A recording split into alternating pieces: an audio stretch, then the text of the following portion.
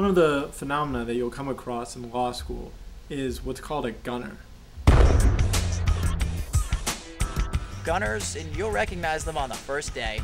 They're the people who, they can't keep their mouth shut. I had never heard that expression before going to law school, but it describes the person who feels obliged to answer every single question the professor asks. And maybe they're brilliant, and maybe they're not, but you're definitely going to hear from them either way. These people always raise their hand.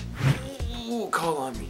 They raise it 4 or 5 times during an hour class. And at times there may be valid arguments, but at the end of the day, why don't you save those arguments for after class, so that everyone else doesn't have to sit there and listen to you talk all the time. If you crunch the numbers and find out how much you're paying for that class, you feel like they just took $20 out of your pocket because you've got a certain amount of time and they just spent 5 minutes taking the professor down on this other line of reasoning that was totally irrelevant, and they're doing it to look good, but now it's like you're paying them to look good. Found out through some friends that I had gotten a reputation as a gunner. Completely misunderstood.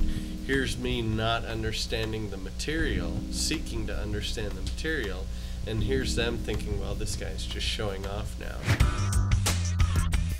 But I also think, though you can be a gunner from a good position, I think you can be a gunner because you're truly interested in what you're talking about or what you're learning. I mean, that latter part is definitely dismissed or not even thought about. I'd raise my hand to ask a question and try and do so in an intelligent manner, and it sounded like I was questioning the professor.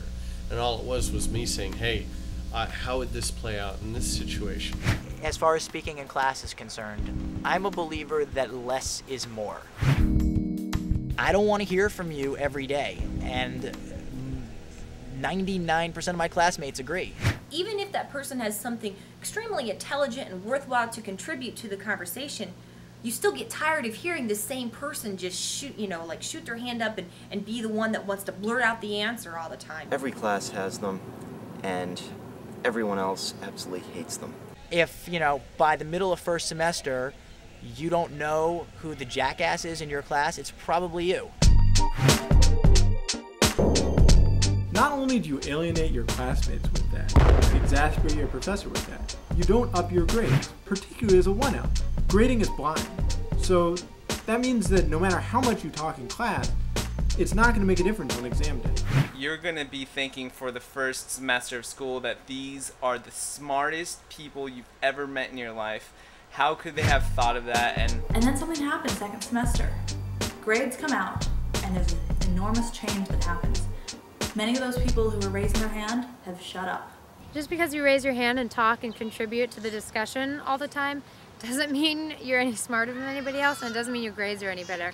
I came out of my first semester thinking that I was literally the dumbest kid in the class, and I did really well on my finals, and it blew me away because it doesn't matter so much as to how much I knew in class or how much I could say or if I was put on the spot, if I could answer the professor's question, but how well I applied it when it came down to a test.